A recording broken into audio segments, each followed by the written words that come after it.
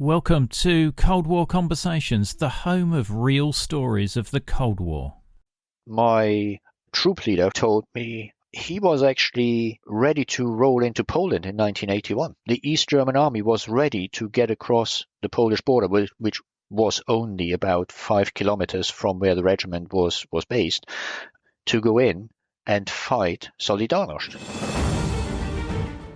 This is Cold War Conversations. If you're new here, you've come to the right place to listen to first-hand Cold War history accounts. Do make sure you follow us in your podcast app so that you don't miss out on future episodes. Join our East-West tank crew reunion that offers a rare glimpse into the lives of those who served on opposite sides of the Iron Curtain. The episode features Al and Mick, former Chieftain tank crew members from the British Army, alongside Dag, an ex-East German T72 tank commander. Together they delve into their personal experiences, providing insights into the military strategies, challenges and camaraderie that defined their service during the Cold War. As the discussion unfolds, the trio explore the intricacies of military life, from the training regimes and unit cohesion to the technical specifications of their respective tanks. The episode is punctuated with personal anecdotes and reflections, adding depth and humanity to the historical narrative. I'm delighted to welcome Al, Mick and Dag to our Cold War conversation. Good evening, everybody. Good evening, everyone. Al and Mick were our two parts of a Chieftain tank crew during the Cold War, and did a two-part interview with them. And Dag is our former East German T72 tank commander. So we thought we'd get together and have a East-West tank meet on Cold War Conversations. So I'm really just going to hand it over to those guys that know far more about this stuff than I do. I'm not so sure about that. Yeah, I think. So the first question really I'd have for Dag is that obviously myself and Mick volunteered, to join the military and join our tank regiment. And I suppose really the question to Dag would be how he ended up as a T-72 tank commander on the eastern side. Well, in a way, I also volunteered. Obviously, the East German army, or pretty much all Eastern Bloc armies, all of them, were based on a conscription model. However, that had quite a lot, in my opinion at least, disadvantages, because it meant you could be called up until the end of the year in which you turn 26, which when you're young is a very, very old age, as you probably agree. So there were options, one of which was either to become a fully professional soldier, so serving 10, 15 or 25 years, which is the equivalent of, warrant officer and officers. And then you could also sign up as something called a short-term NCO, which was for 3 years, or if you signed up and were lucky enough to be passing all the medicals, you could be 4 years on a Navy ship. Not land-based, but that applied only to the ship-based short-term NCOs. And that's what I did. The advantage was, you got called up as soon as you finished your apprenticeship or your A-levels, depending which route of education you went. And then you could effectively know, or you did know, when you finished your 3 years and could plan accordingly, whatever you wanted to do afterwards. The next advantage was, and that in hindsight was probably something which a lot of people took on, the pay was significantly, and I mean significantly better than for a conscript. Effectively, I earned roughly the same as if I would have earned had I started working after my apprenticeship. So from that perspective, it was pretty good.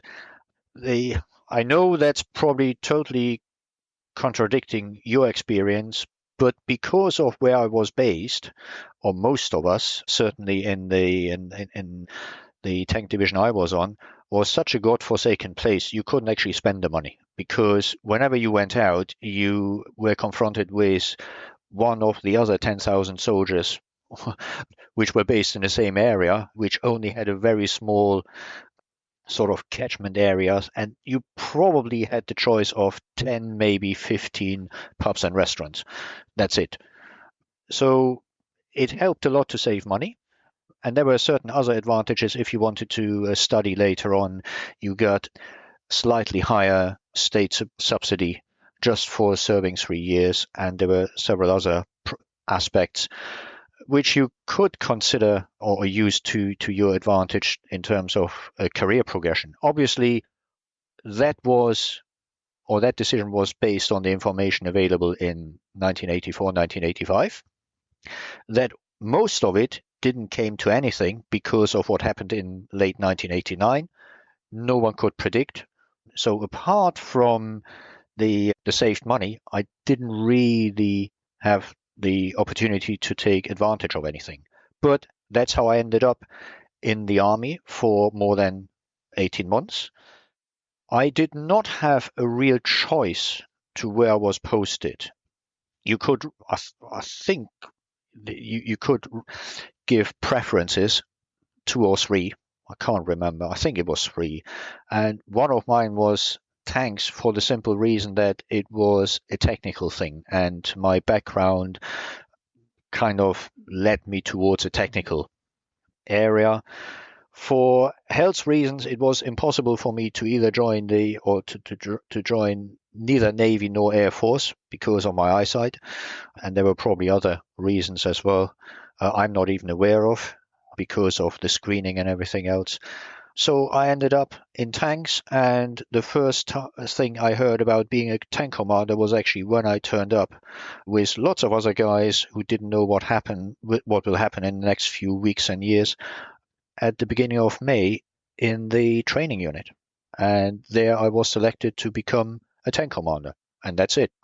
That's what I did for 3 years, from basic training all the way up to leaving as a sergeant in 1989.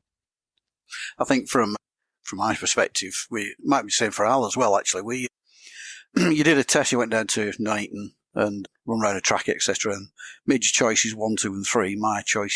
Top of my choice was tanks, second choice was Army Air Corps, and third was parachute regiment. So yeah, I got posted out to Germany. I don't remember money being a big issue, simply because £1 at the time got you 3 Deutschmarks. I mean, considered 1 Deutschmark would buy you a bottle of Grausch. All of a sudden, it was 30p for a bottle. That's how you measure things, isn't it, in the army? I think it's milk and bread on the suicide. But yeah, well, that's how I worked my way into the tanks after going through Catterick and whatnot. I know we've discussed this. I haven't listened to it deliberately because I didn't want to know things before we have our chat, because I was thinking I may get a lot of questions answered when I listen beforehand. So I ignored it deliberately. I think you'll find me and Al have done a reconnaissance in depth. That's fine. I don't mind. I just want to mention it now, not that both of you expect that. Oh well, you may have heard this, or we have said that, and I have to say, well, no, not really, at a later point. So no, I deliberately decided not to listen to it. It was tempting, but I thought no, it may impact how I react, and that wouldn't be fair. Dag, can I just ask you a quick question there? Was there a possibility that you were going to get sent to the border guards or something like that, or not? No, in my specific case, that would have been very unlikely, because I made it quite clear when I had my official appointment with the authorities, when they finally said, okay, you're mustered now, you're 18. So every male in East Germany had to go there unless they were medically exempt from the start. And I made it quite clear to this board of 3 or 4 people that I will never, ever go to the border guards. And if they send me, I will never shoot at anyone. And that was it. Never heard from them again. I don't know if it's anywhere in any records, but I made it clear that I will not shoot at anyone who's running away from me. No matter what he did, no matter who he is, I'm just not doing it.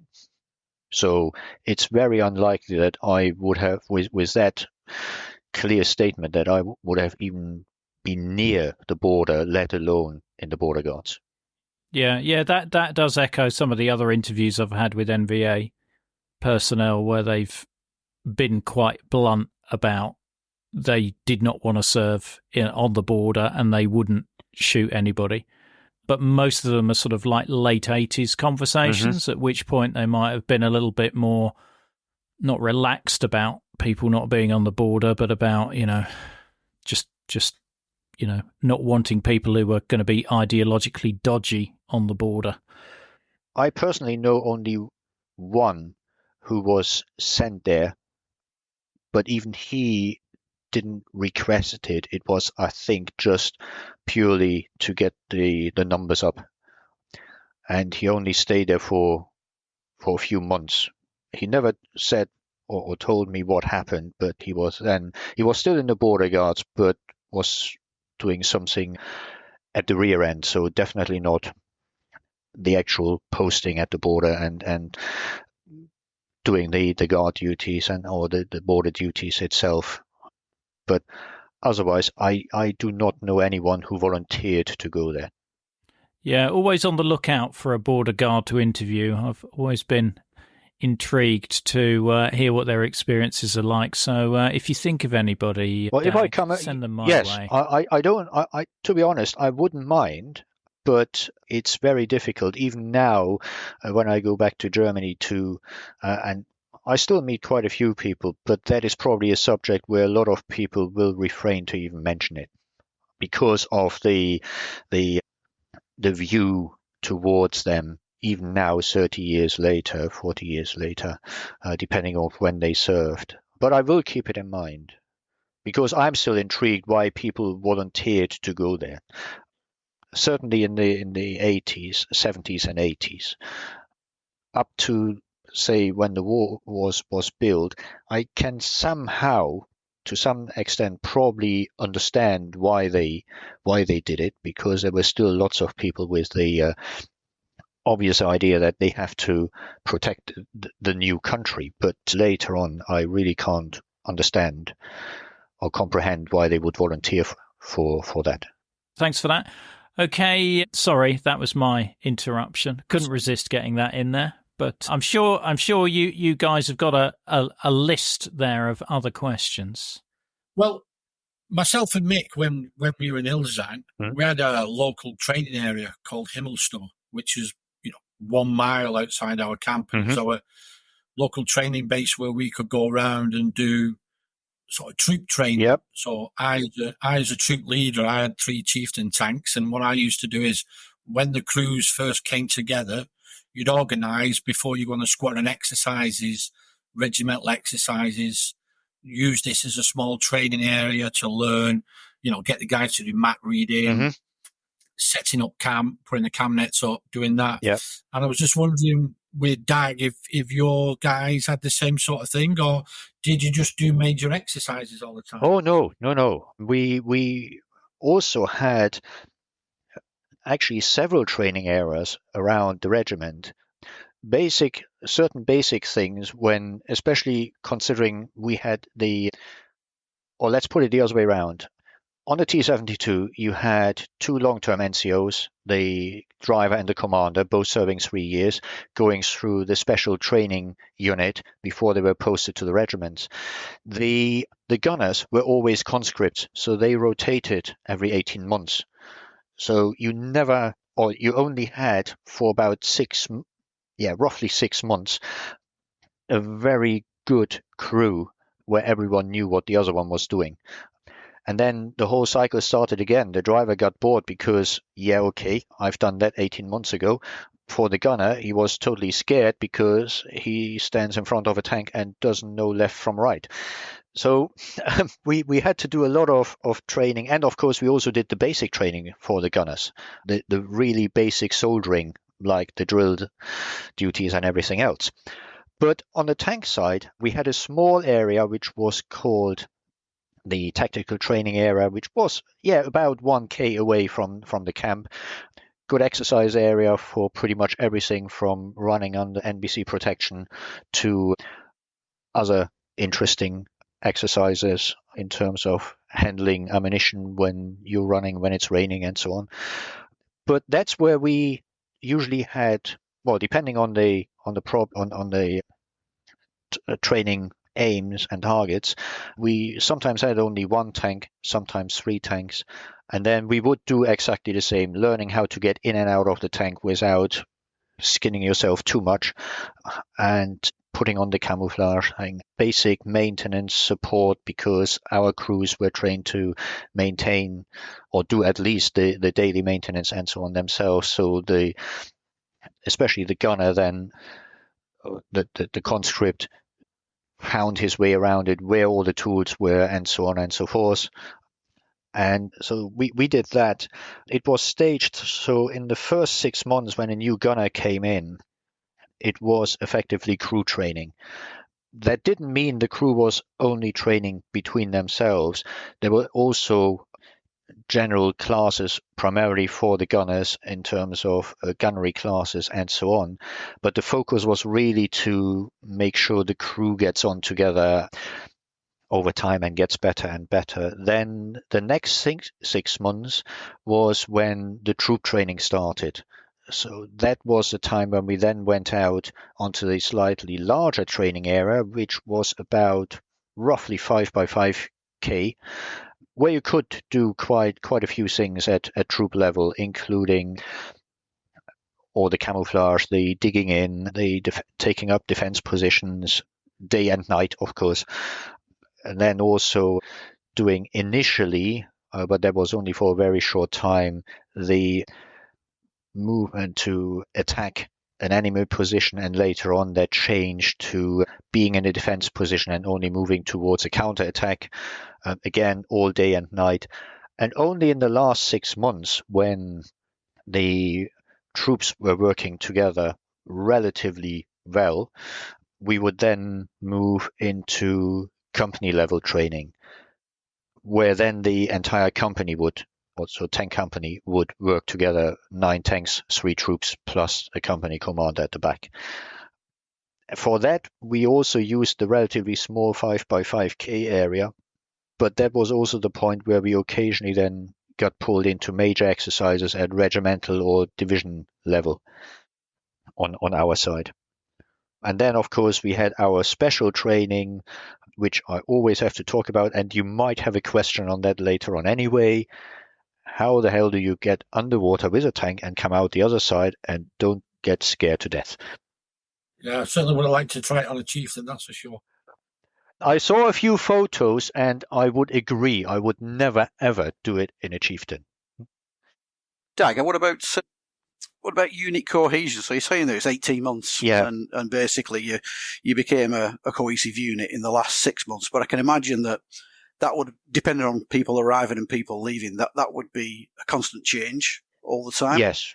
I mean, how did you manage some sort of team working together between crews, and then stepping that up to working at company or squadron level? Because the difference with us, we were all together for years. Yeah, I know. So I guess the dynamic was very different. How did you manage that? Yeah, the dynamics were very different, because you also have to keep in mind, or to take into consideration, that not every conscript was happy to be there, obviously. So that made it sometimes very difficult. I was in the lucky situation, and in hindsight, I was really lucky, that I had a guy as a gunner, the first one, who did not object being in the military at all, and he actually kind of merged in quite well, was very quick in picking up things.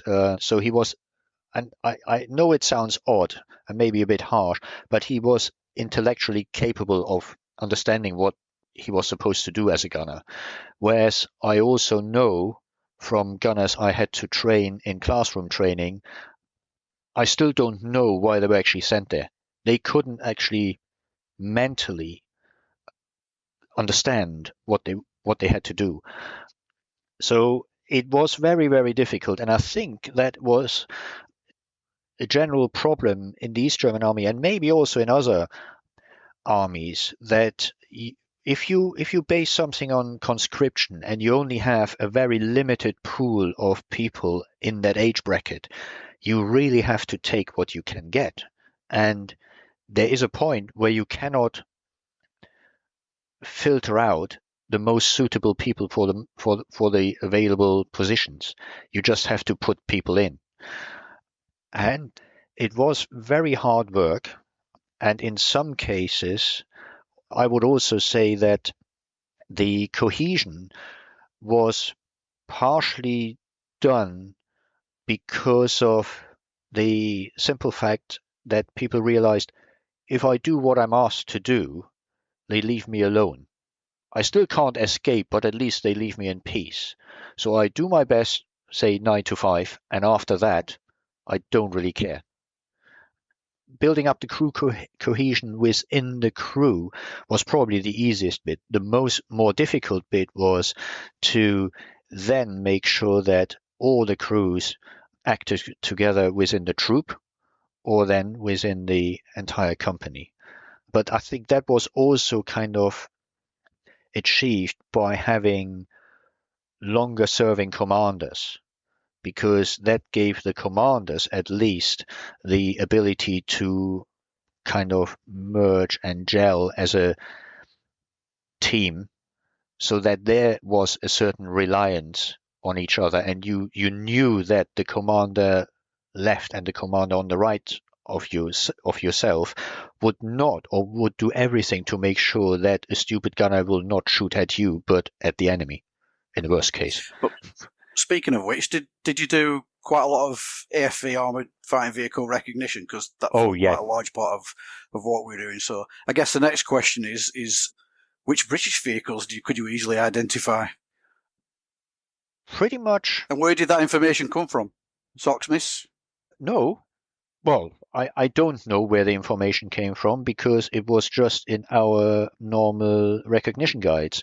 Little booklets, little handbooks, where at the back you had photos and sometimes various sketches on tanks, including showing the weak areas of the tank.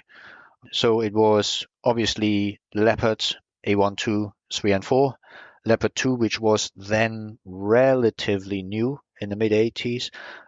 I still remember that the Warrior was not shown on photos because it was so rare, according to our information, in or between 86 and 89, that it was unlikely that we would even encounter them. We were focused on 432 and the CVRT series. So that was classed as the potential enemy in terms of tank fighting, so the Striker primarily. And then, of course, the 432s with whatever you had in the back. Milan, anti-tank, guided missiles, Carl Gustav, and a few of the handheld ones, the LW66. And tank-wise, it was primarily Chieftain, Challenger, M60s. The Abrams was also relatively new. Funnily enough, the French AMX 30 and even the rare 60A2. I remember that one because of the very special shotgun, and the Sheridan, which the Americans used or wanted to use to great effect. But as I found out since talking to American ex-tank commanders, was a piece of S which everyone tried to avoid to use. Using the Shillelagh missile, no? Yes, that's the one. Yeah. Quite with it being, I mean, obviously we had Swingfire guys that was wire guided, but obviously now everything's electronic.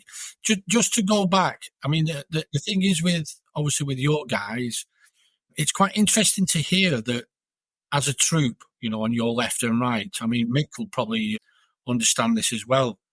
Within a squadron, if you've got like 90 to 100 people, it was quite amazing with the amount of time you had, how you knew everybody. For instance, if I was troop leading on one troop, if something happened, say, to the troop leader on 3 troop or 4 or whatever, and I had to swap over, you'd still know everybody.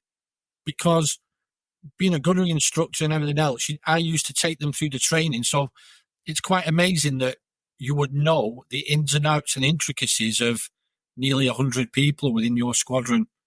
So you actually, this was the difference, I think, with us. We practically lived in each other's pockets, as Mick indicated there, for years.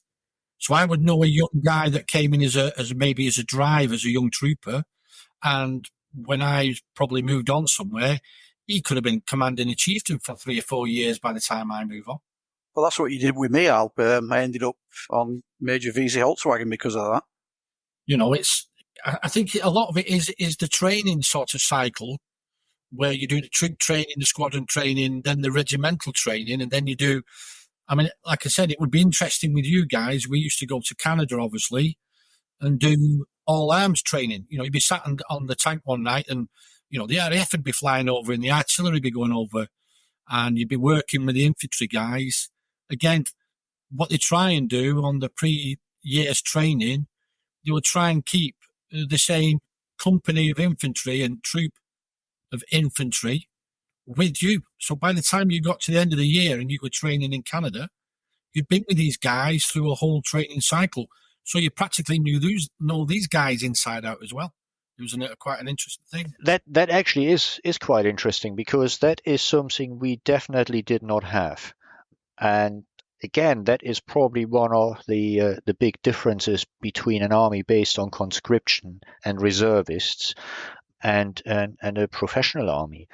For example, I was in a tank regiment, so we had 3 tank battalions, equivalent, 31 tanks in each battalion, and I knew some commanders in the other battalions, but primarily the commanders in my own, because we were all in the same building.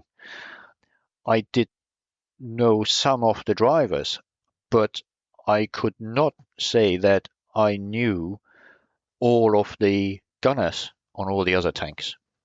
Some of them I did, but the majority I just didn't. I knew them by name and sight, but I had no idea how good they were trained in terms of their specific job as a tank gunner. It's the training itself was always restricted to company or in British Army squadron level.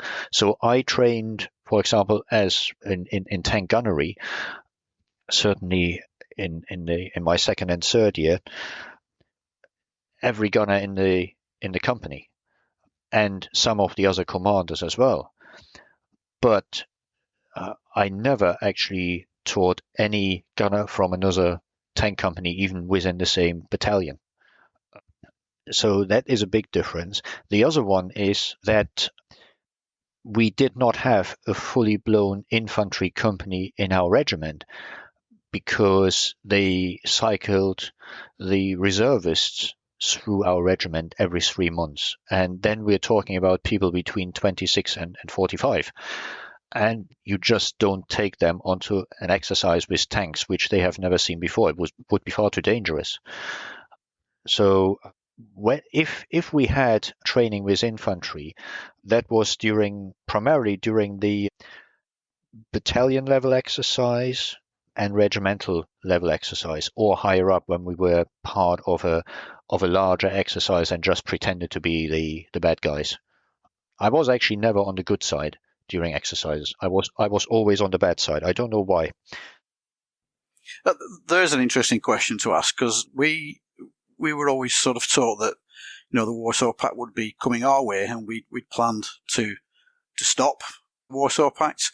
But, you know, it's only years later that you find out that actually maybe you've been given the same story as well. So what was that story? I mean, obviously we saw Soviet forces heading west. What was the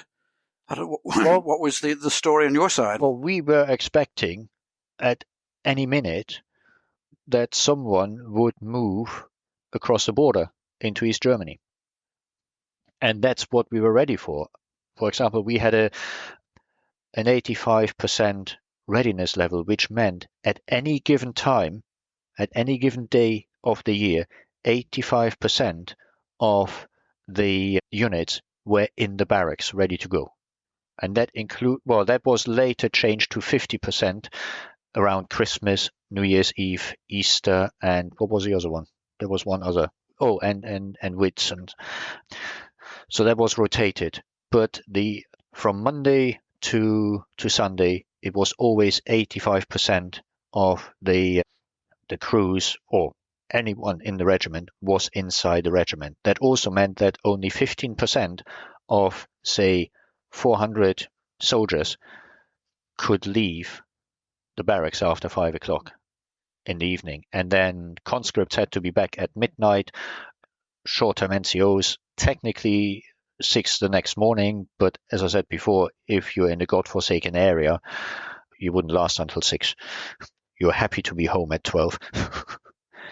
But that was a level of readiness. And on the other hand, we had regular test alarms, training alarms, and we were at our tank. The drivers were at the tanks after about 6 minutes. We would roll out after about 25 minutes, and after an hour, there was no tank in the regiment. They were just gone. So the thing is, Ian, with that, obviously with the people you speak to on your podcasts, everything that we had been training for was on a defensive posture. You know, and listening to Dag there saying, you know, that they were doing a defensive posture as well as, at no time were we trained in the years that I was in to be, offensive to go over the border. Everything we did was delaying tactic, withdrawing west. So I found that quite strange, that everything that we'd learnt and listened to was practically the same that Dag had. But as Mick said before, our whole setup was defensive, withdrawing westward in a slowing tactic. What a complete failure of intelligence and politics over decades and decades, and how different things could have been. Yeah, Mick, I have to say that this change only happened in the last about 3 years before the wall came down. Before that, until the mid-'80s, more or less, I think, until Gorbachev took over in the Soviet Union, the idea really was that if we know something is going to happen, we will push forward, or the Warsaw Pact will push forward to prevent it. Because, as I said to Ian in my podcast, I think it was there, the Soviet Union has never recovered, in my opinion, from what happened in 1941, when Hitler marched in despite having agreements and pacts, whatever.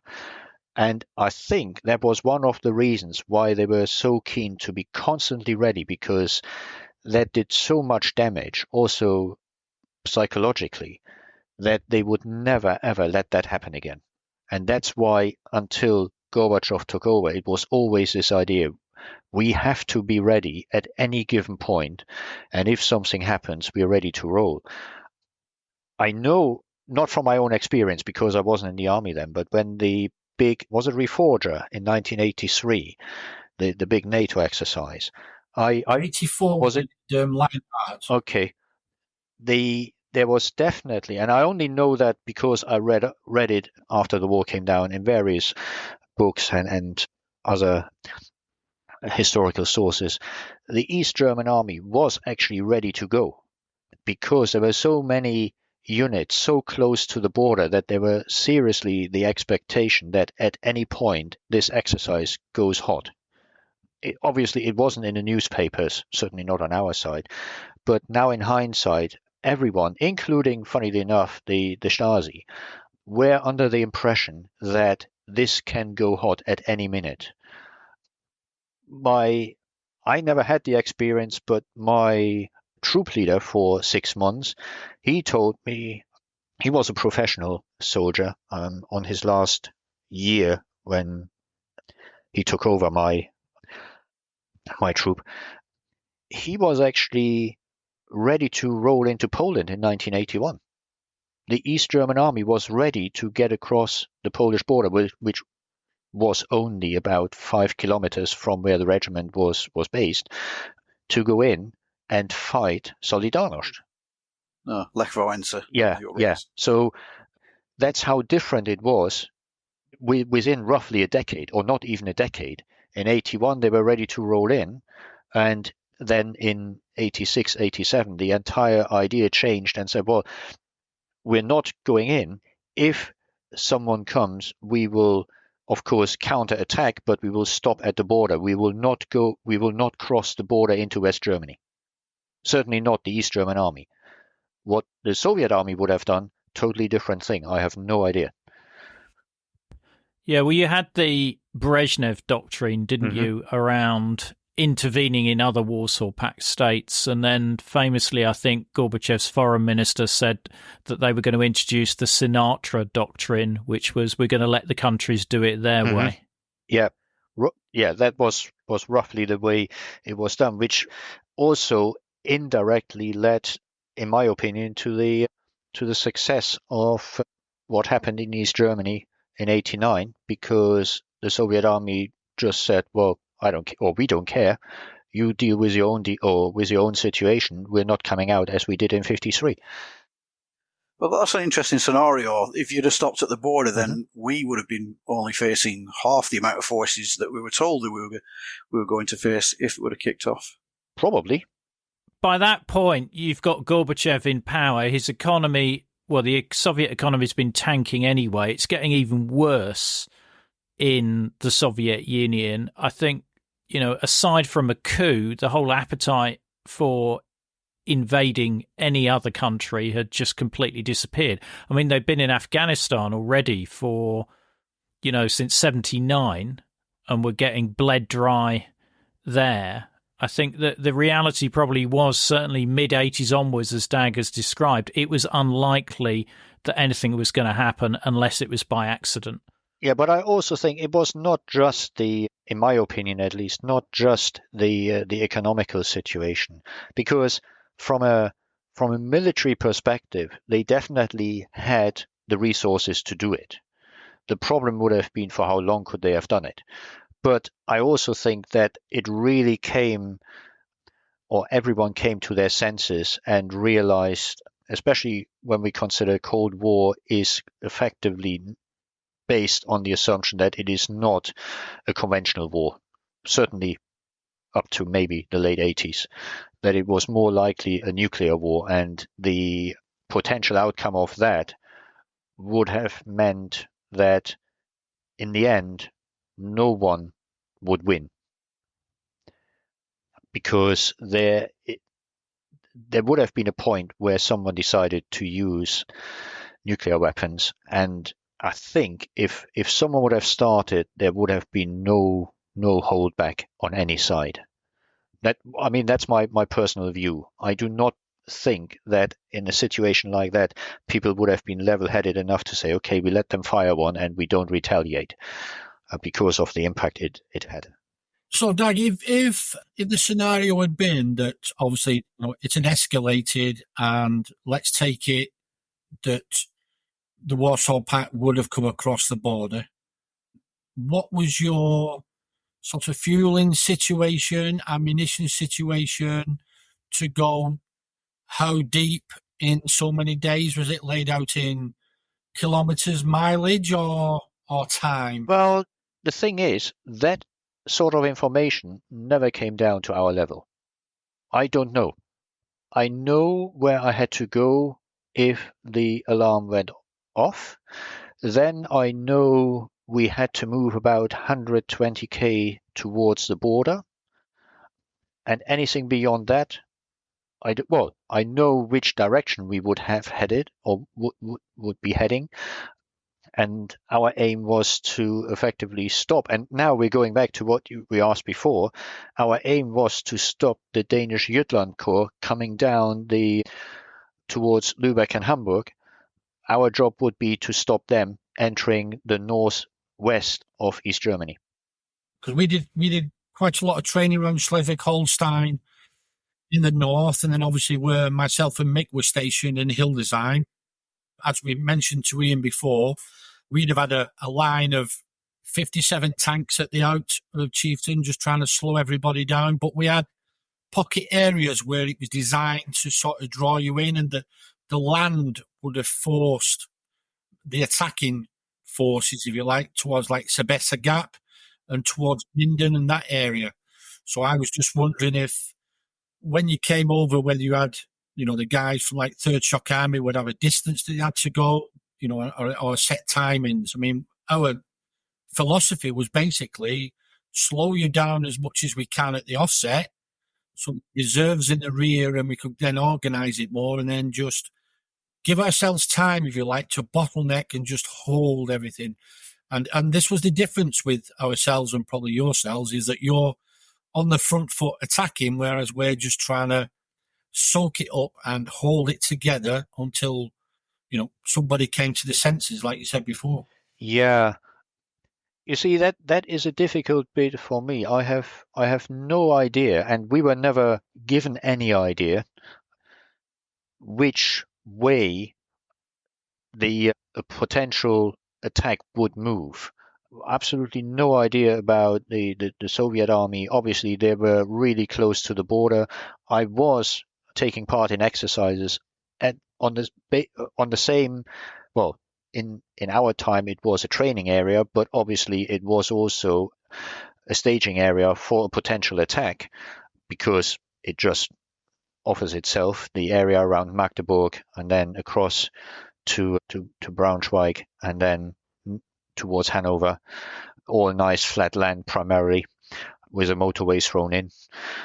So I really don't know what they would have done, but I found out after, as I said, not just after the war, but after the war came down, we knew where we had to go and what our objectives were. And as I said, from about mid-87, the objective was move towards the area Wismar, Schwerin, roughly. That was the idea.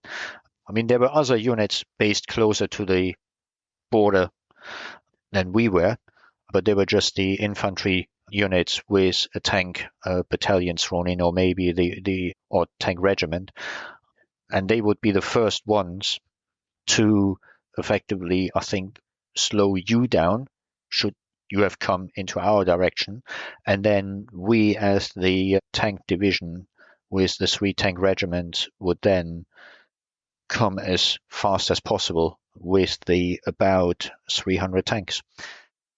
Well, 270. So the first echelon for us would have been 3rd Shock Army. Or the second corps, the second wave would have been probably you guys. Is that right? Or would you have been? In the defense situation, I would definitely say, yeah, we would have been the second echelon if you have moved across the border. So the first units closer to the border would have done everything to stop you, and then we would have come. However, we would have had a slight problem, and that is something I wasn't aware of until after the war came down, and I spoke to some higher ranking officers in the East German Army serving in frontline units, not in the border guards. It may surprise you, but apparently the border structure was not known to tank unit commanders in the East German Army. They were absolutely gobsmacked that the construction of the border was done in such a way that a tank couldn't actually get through without sending the engineers in first and opening up the defense, the supposed defense, to protect the country from invaders. We could literally not get out of the tank traps. It wasn't possible. We would have to send, or they would have sent, the combat engineers in, or potentially our own air force, to bomb our own border to make sure our tanks can get through. Yeah, right. So that in itself makes it pretty much, now in hindsight, impossible that we would have attacked. And that came from ranks major, lieutenant colonel, not a captain or something. So relatively high ranking, including staff members. I'm sure I read or heard somewhere that specific areas of the border were weaker than other areas in order to ease access through in the event of war.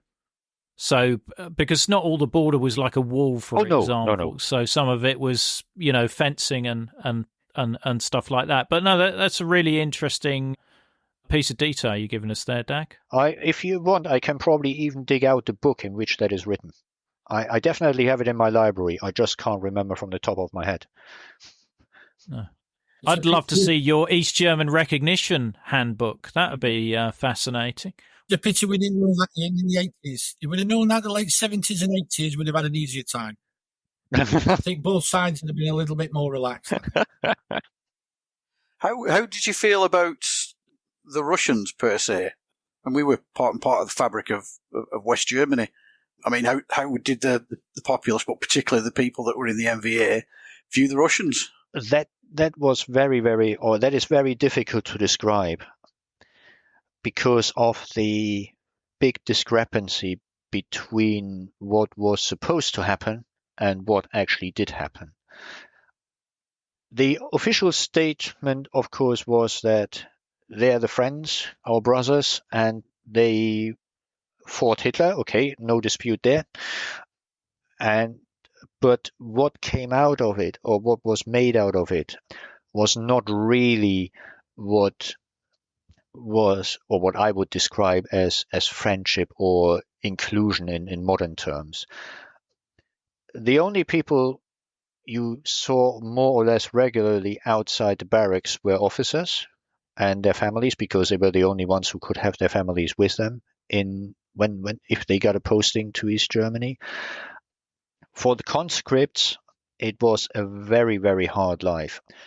In hindsight, I would say an East German conscript was in paradise compared to the poor buggers on the other side. They were away from home for 2 years. As far as they were concerned, they were actually in a war zone.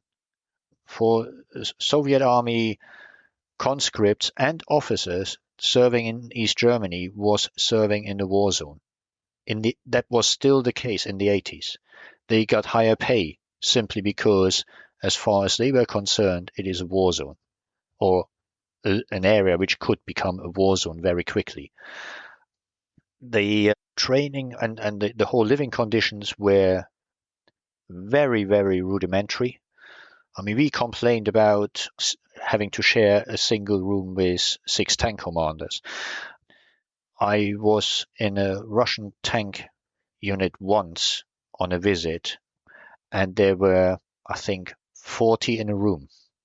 And the only comfort you had was your bed, a little bedside table, and that was it. Oh no, you had a little chair as well, and that was it. So very, very strange. And as I said, there were the official meetings. Oh yeah, we get people from them coming to us and so on. And there were occasionally, obviously, sort of competitions and so on. But again, the problem was that after a while, the East German army being German, they became too good, that apparently Soviet officers, higher ranking officers, did not like the idea of the competitions anymore because the East Germans got better and better. There were also, but that is more hearsay, I don't know, and I don't have any reference, I never experienced it, but there were also reports in certain areas of effectively criminal dealings, break-ins, and so on into houses, especially in the rural areas. There were reports of fields being harvested in the middle of the night. No one knew about it because there were food shortages. But that's only hearsay. I really can't provide any proof of that. But on the other hand, it wouldn't surprise me if that is true. So I wouldn't say they were seen as occupiers by all of them or all of the East Germans, but they were certainly not very welcome, and it was certainly not seen as kind of included into the normal day-to-day life as you had it in Germany on the western side. And I know that, as I said, I already spoke to lots of ex-British soldiers, Americans as well, and I know 2 Americans who actually settled down in Germany because they simply didn't want to go back. And I also know, I don't know if he did it in the end, but a British ex-tanky from the Bovington area, he planned to retire with his wife to Germany because their kids didn't actually come back with them when his posting was over. They were 18, they decided to stay there and make a living in Germany. So there's quite a lot of our regiments still out in Germany, isn't there, Al?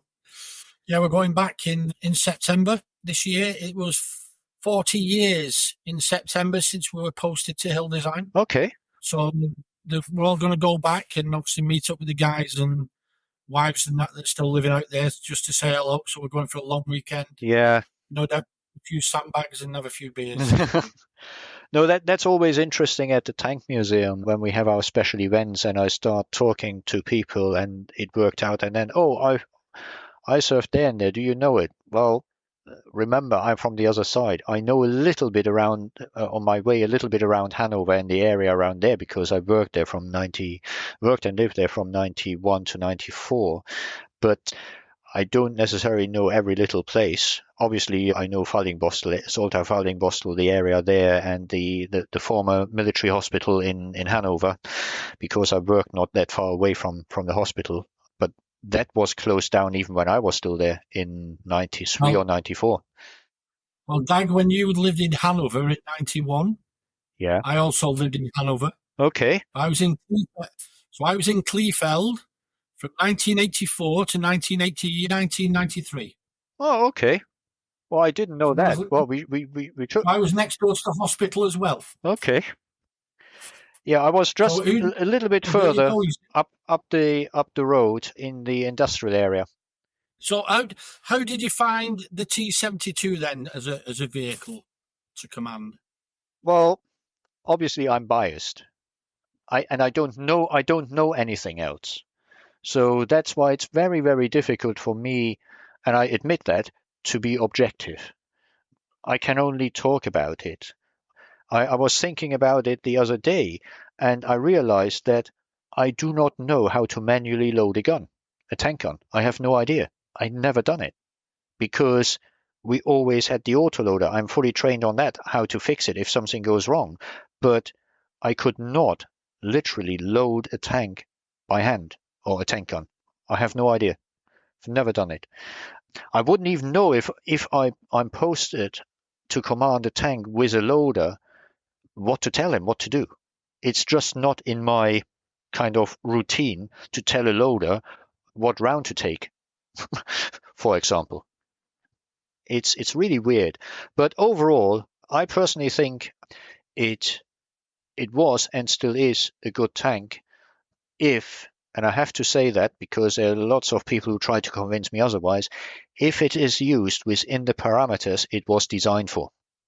Yeah. As with every tank. If you let a tank loose on its own, and the Americans learned that very, very quickly in Iraq, in built-up areas, like the Soviet army did in Afghanistan, and later not in Georgia, but partially also in Georgia in a few years ago, then you have a big problem.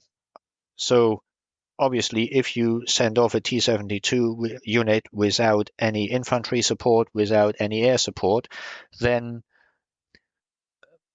with a bit of planning, you just kill them. It's a matter of fact. And I know that, again, from conversations with ex-American soldiers, that they sometimes did the same during exercises when they were the enemy. They just used a few little tricks and suddenly the whole tank unit was taken out because they thought that they can do things without support and try to establish a bridgehead, for example. So overall, with a well-trained crew and used within the parameters, it was a good tank and still is. That not all tanks are up to modern standards is just a question of finance, and I don't want to have it misunderstood, but when you look at the development history of Chieftain, even in its latest variant, it didn't meet the original specification. The engine was never, ever, even in the last variant, actually capable to do what it was supposed to do in the original specification. Yeah, I'm afraid that was our Achilles heel, was definitely the L60. Yeah. So, but that's obviously also something which is very difficult to explain to, let's say, the uninitiated and the people who are not really into all the technical details. I also know that the Americans, at least some of the older guys, refused to get trained on the Abrams because they thought it's not brilliant compared to an M60. They saw that the gun was better, but overall, because of the high fuel consumption, they decided that it's not a good tank for any attack operations.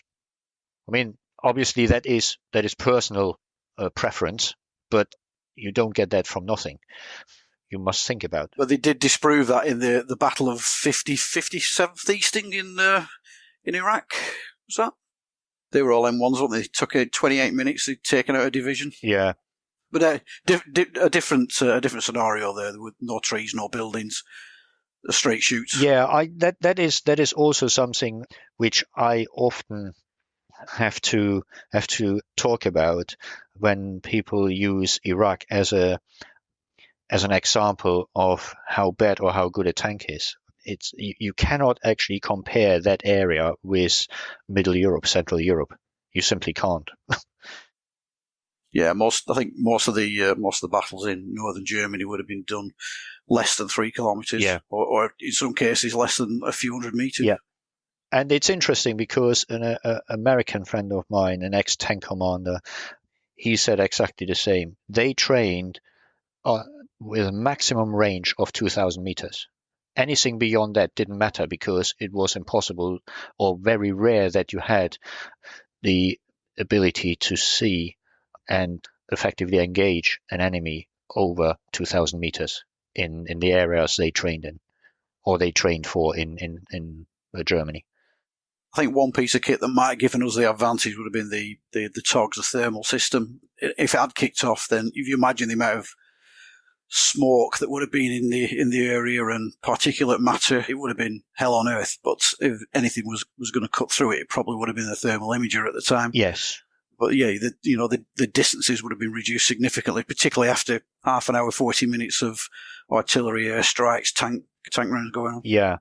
I mean, that is quite interesting because I still remember from many years ago now, I was at a tank museum and a Milan gunner came in and saw the 72, and we started talking, and in the end, when I described how we used to actually put the 72 into a defense position and what he would then actually see, he admitted that he's now not certain that if he would have hit it, because he only fired his Milan on simulators. And he then said, well, if that is a real situation, I don't think I would be able to see it as clearly as on a simulator because there are so many other things around me. I probably concentrate on totally different things, trying to protect myself and not necessarily finding my target because of the low silhouette if it is hull down, which surprised me a little bit. But then on the other hand, I didn't question him on it. And why should I? Because he was an expert on the Milan. I'm not. I was at the receiving end, so I would have been more than happy if he decided not to find me. But I think, yeah, that is the big problem in general with a T72, the night fighting capability, and of course in general also day fighting capability, and when you have reduced vision. On the other hand, I always wonder how well trained you were in, say, using the gun without all the technical little helpers you had available. Did you actually train to use, for example, just the normal manual mechanism and shoot at targets, or was it always with all the help available within the system? I mean, I would understand it because what's the point of putting it in when you're not using it? But as a fallback, still now I find it very, very good that I could do a lot of things like the range estimation, wind speed estimation, and so on, and probably still be able, maybe not with the first round, but probably with the second round, to hit a target without the stabilizer on and the laser rangefinder working. We used to degrade it, Dag, system by system. So in the training that Mick would have done with me as a gunner or any gunner, you're basically using, on our training system in the GTS, which was our massive screen, and we would have a turret set up exactly like a normal tank. You would just electronically degrade everything down system by system. So you would lose the TOGs, you would lose the IFCS. We'd then go down to what we would call steam gunnery, which was basically the old Second World War system. Yep. And then if you lost your gunner's sight inside, if you ever get the chance to have a look inside a Chieftain, it had an optical tube. Oh, yeah. And you could literally fire the tank off. And it was like a submarine commander's periscope. So you could use that.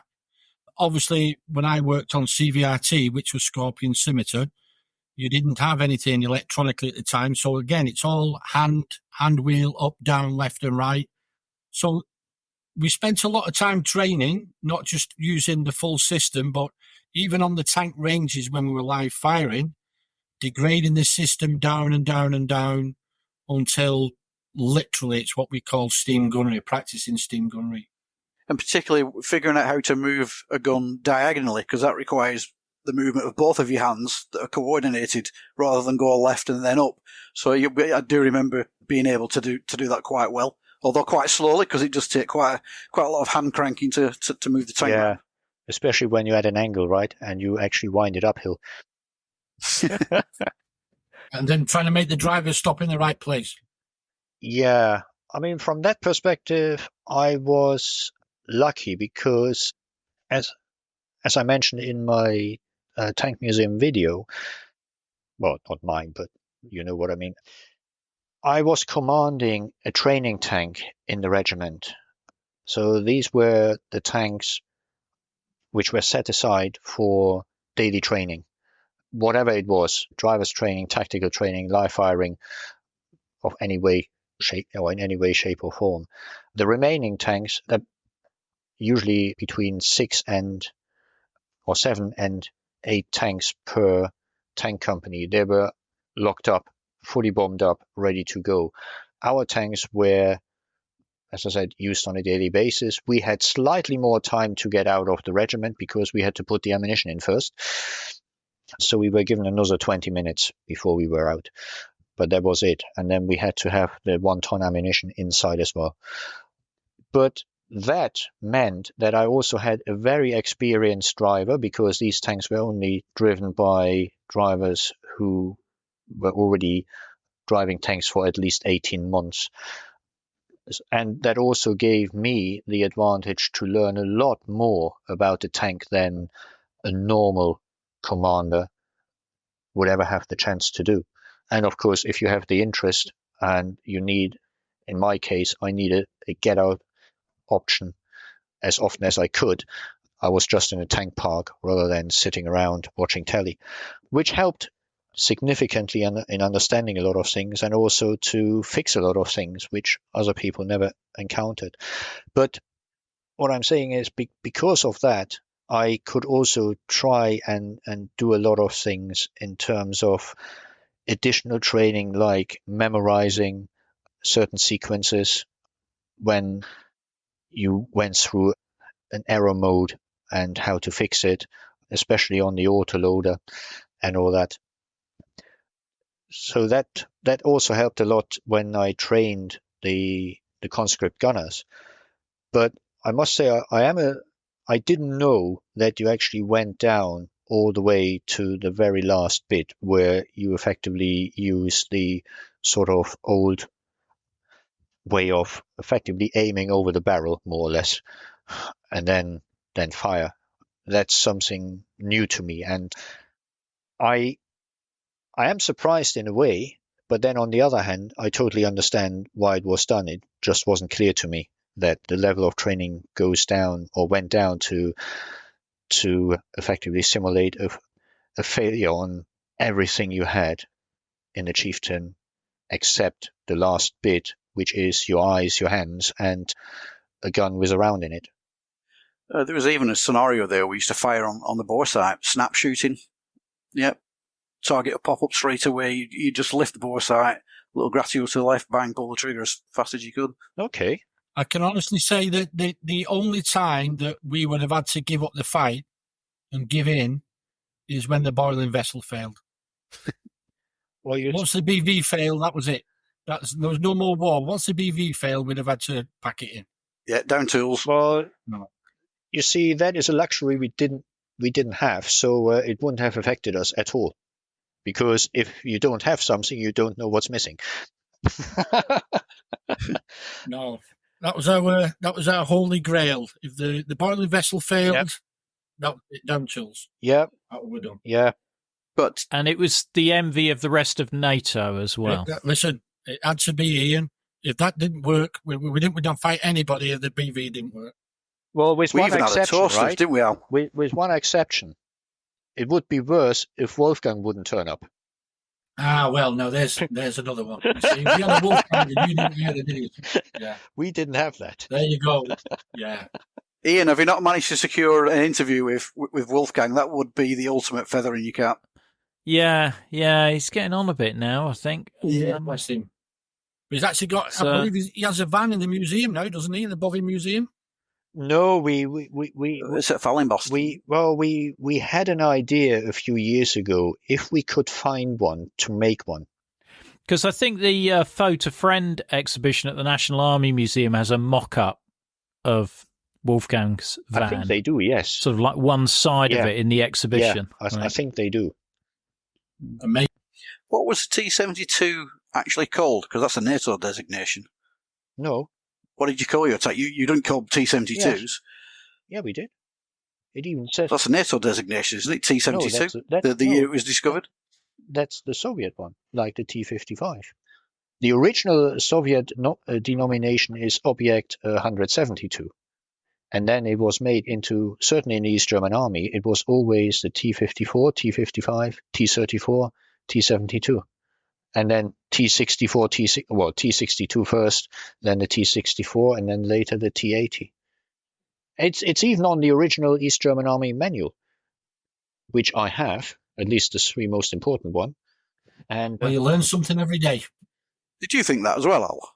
Yeah, I thought it was a NATO designate. yeah, I have it here in front of me. Every day's a school day on Cold War Conversations. Yeah, look at that. The number is the number of the manual A051/1/104 Panzer T72, T72M und T72M1 user manual issued in 1990. Have you got any of your recognition manuals there, Dag, or not? Well, I have some. Let me see. That is the... It'd just be interesting to see some of what the reconnaissance photos look like of, like the British vehicles we were talking what do we about. have here? Here's the... I tried to find the Chieftain. M60. There we have them. Challenger and Chieftain. Let me turn the camera on. Maybe it works. I don't know. Can you see that? Yeah, we can. Yeah. Mm-hmm. Well, that's a very, very, very old Chieftain there. It's a Mark V, it says in the description. Yeah, no that's the MRS, one- no MRS on that. That's the one I used in 1984 on Exercise Lionheart as a war reserve tank. Okay, and let me have a quick Mark look. 5. I think Yeah. the book is... It is actually from 1984. Yeah. Did you get one? So 84. So we only started getting togs, I think, Mick, about 87, 88, wasn't it? Mm. Yeah. Well, and that was with the upgrades for the armour as well. Yeah. I have one or two other ones. They probably... I'm pretty certain they have the togs in there as well. Yeah. Because I remember one of the big discussions was always on the Chieftain before the togs came in. As soon as you find a way to take out the searchlight with a direct hit, if possible. Yeah, that would have given you a serious headache. That would have blinded you. Yeah, and that was a reason why one of the indirect information was that the searchlight would be one of the most dangerous parts of the Chieftain, apart from the main gun. Yeah, that would give you a serious headache, that thing. Certainly when we had our night vision on, because it would simply burn the camera out, or the sensor. Yeah.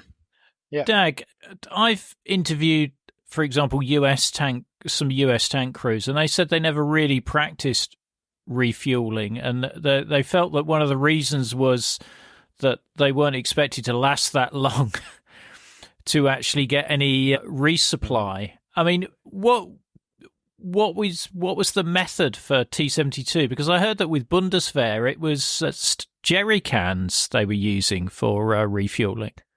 Well, we had different means. We never, and that surprised a lot of the British Army tank crews. I never refueled my tank with jerry cans. Never, ever. First of all, we had, of course, our famous fuel drums with an additional, nearly 400 liters at the back, which were piped into or connected to the tank fuel system anyway. And if we refuel, or if we had to refuel during either our exercises or when the tanks were out on live firing training or driver's training or simple tactical training, a fuel bowser would come along, and the fuel bowser could fill or serve 2 tanks at a time, as if you are at a petrol station. You had fuel pumps and everything on it. At the back you had your 2 nozzles, and then you just filled up until you were either full or you filled up the 50, 100 liters or whatever he had to last the entire, say, 10 tanks which were out on exercise. And once I had it during a regimental exercise where we were actually fueled up by a proper rear service fuel distribution system where they had laid pipes and with bladder tanks, I think, and we just hooked up to the system and filled up the tank and then stopped it and moved on. And we also had the possibility, it was part of the equipment on the T72, most likely on the 55 as well, but I don't know. You had an electric fuel pump on it, which you could use to actually empty another tank, the internal tanks of another T72 into your own tank. Or you could actually open up the normal big 200-liter barrels, put that electric fuel pump in, hook it up to your 24-volt onboard electrical system, and it would just act as a normal fuel pump. You had a normal nozzle on it, and then fill up your tank with fuel from another source. But as I said, we've never done it with jerry cans. See, we would have had, as we withdrew in, there would have been places where we would have had emergency fuel points. So as you said there about the jerry can system, we would have had designated areas in sort of, corner of a village or a wood or somewhere where if somebody had been pulling back, was really short, there would have been, an area, maybe 40, 50, 100 cans that had been left for you to drive to. So if 2 tanks were still engaging and one was really low, he'd pull back, fill up the jerry can, pull back into the system, and then one more would pull back. So if, for instance, you were fighting there as a troop, you'd leave 2 behind fighting. One would go fill up, come back, withdraw another one, and so. But they were only sort of emergency ones, because obviously we practiced both during the day and tactically at night time to refuel using Bowsers and jerry cans. Would that have been similar for ammunition as well? Yeah, as they did in the Iraq War and everything else. They even were dropping off in places, underslung net system on helicopters. So there'd be various woods or whatever that would have fuel, ammunition, food, that would be there waiting if everybody else was withdrawing. So yeah, the crews were obviously trained to do, your own ammunition and also refueling at speed. Yeah, with ammunition, I really don't know how they would have supplied it. Probably also with a ammunition truck coming forward into a sort of holding area, dumping all the ammunition, and then we would pull back one at a time and then fill up. Of course, in a 72, it is interesting in that you have two sorts of ammunition. One, the so-called ready ammunition in the loading system, 22 rounds and cartridges, and then the remaining 70 to 22, depending on what 72 model you're on, of additional ammunition which you have all over the inside of your tank, which, by the way, is one of the reasons why you see so many turrets flying off. It is not necessarily the ammunition in the carousel itself, it's mostly the ammunition which is stored in lots of other places which are not that well protected. And how quickly could you switch between ammunition types with an autoloader? Obviously, from our point of view, it was manual, so we could change it shot to shot. Yes. Yeah. It's just a normal, looks like a big multi-position light switch. So you just select the type of ammunition, so high explosive, heat, or APFDS, and it's just a flick of a button, and then you press the button to load the system, and the carousel starts running. And when the selected type is at the little elevator, it stops, the whole loading cycle starts, the round goes in, and that's it. And at the same time, the optics or the graticules change to the ballistics of the selected round. So you don't have to look at slightly at a different graticule for the right ammunition, which of course is there for the, as you said, steam gunnery. But if all systems are working, you don't have to do anything. You just use your main aiming mark, hold it onto the target, and fire once the loading cycle is finished. And if the next one is a soft target, then you need a high explosive, and the previous one was a heat round. Again, just a flick of a switch, and that's it. Mm.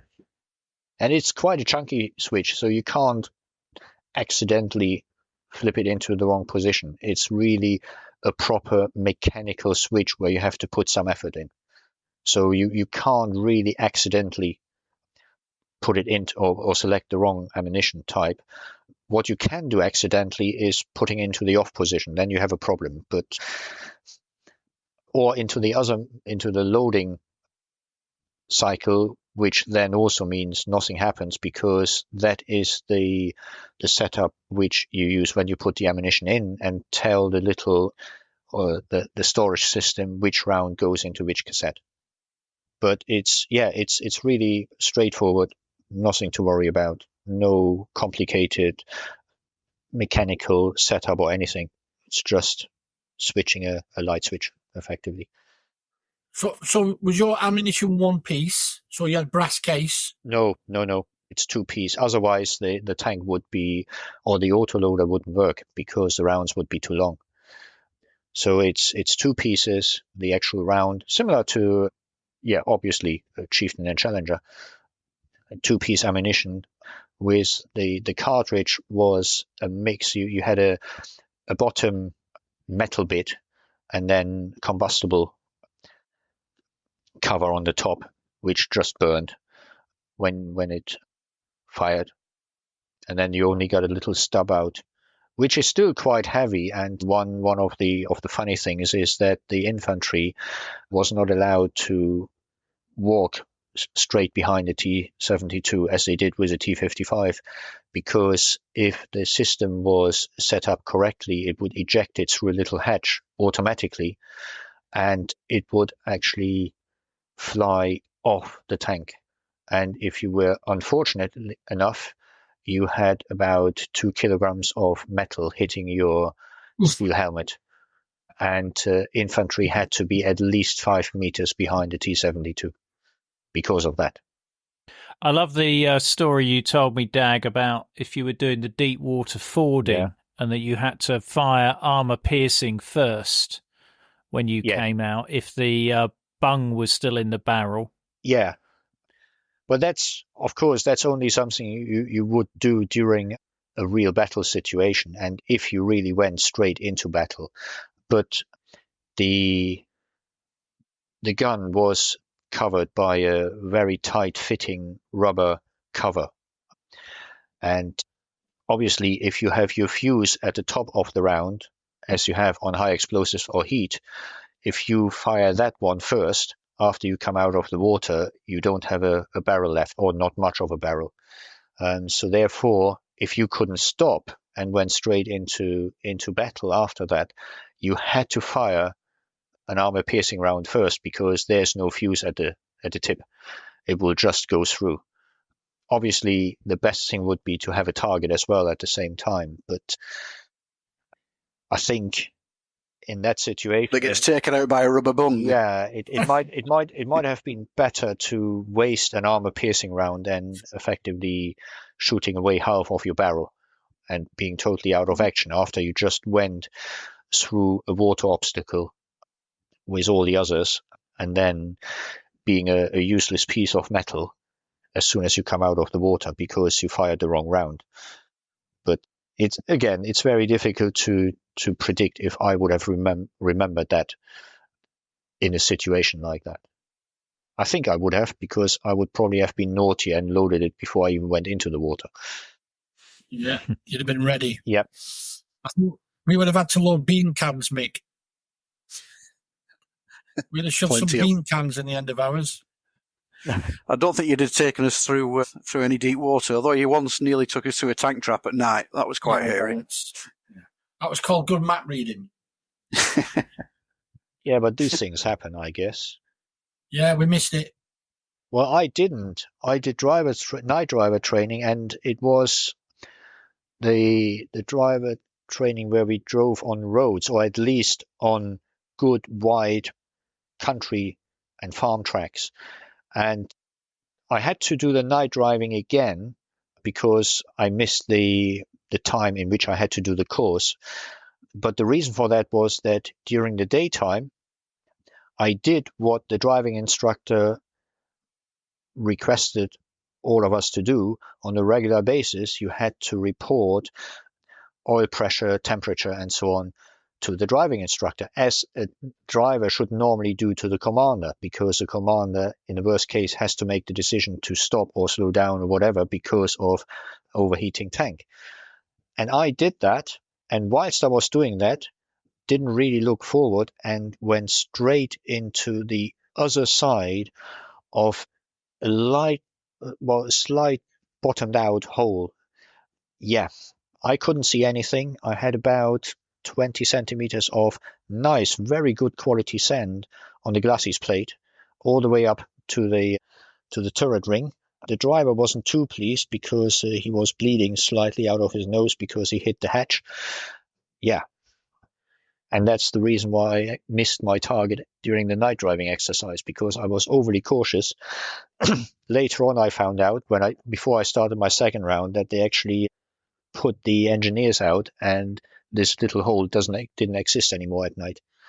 But yeah, learned my lesson, and since then I always tried to help my driver as best as I could, especially when he was driving with head down and closed hatch, because the visibility is not great. I mean, I'm not saying that it is great on a Chieftain. I think any tank with head down driver position is very much reliant on everyone else in the crew to give the driver any help he can get. Yeah, particularly at night, and if you were following convoy, you don't have to look at a white light in front of you. If you were looking at that for hours and you were tired, trying to guess the distance between the end of the barrel in the dark and the tank in front is a skill in itself. Yeah, and the other thing is when it's very, very dusty during the day and you can't actually see who's in front of you and how far away he is. That's something we had a few times in our training areas. It was a very, very sandy area. It was a little bit like Bovington when it's really, really dry and the sand is just blowing everywhere. Even if you're not moving, the sand gets everywhere. And we had one exercise where the whole column, 10 tanks, well, 9, was driving. And we decided for ourselves that we actually move into a slightly offset position, so more like an arrow position, so that if something happens, we don't actually drive into each other and potentially end up with casualties because the tank gun squeezes the commander against the hedge. That was one of the worst days, and even now I still remember that it was one of the worst exercises because of the weather condition. I take rain and snow any day compared to something like that where you can't see during the day what's in front of you. It's just been really nice to hear the other side, and on a personal note, thanks for coming along, Dag, and thankfully we never had the chance to meet in battle. That's the main thing. Yeah, absolutely. I think that's the key takeout, isn't it? I don't think. Yeah. Well, being in a tank in combat is a pleasant experience for anybody, and particularly, thank God, we never came to blows. Yeah, I would say the same. Thanks for coming along and being so open. I was surprised when Ian suggested it because I wasn't quite sure what to expect. But Mick, as you said, it's always better to do it this way than how it was supposed to happen about, well, over 30 years ago now. Yeah. The only drawback is, of course, it would have been much better in a pub with a few pints. The episode extras, such as videos, photos and other content, are available via a link in the episode information. The podcast wouldn't exist without the generous efforts of our financial supporters, and I'd like to thank one and all of them for keeping the podcast on the road. The Cold War conversation continues in our Facebook discussion group. Just search for Cold War Conversations in Facebook. Thanks very much for listening, and look forward to seeing you next week.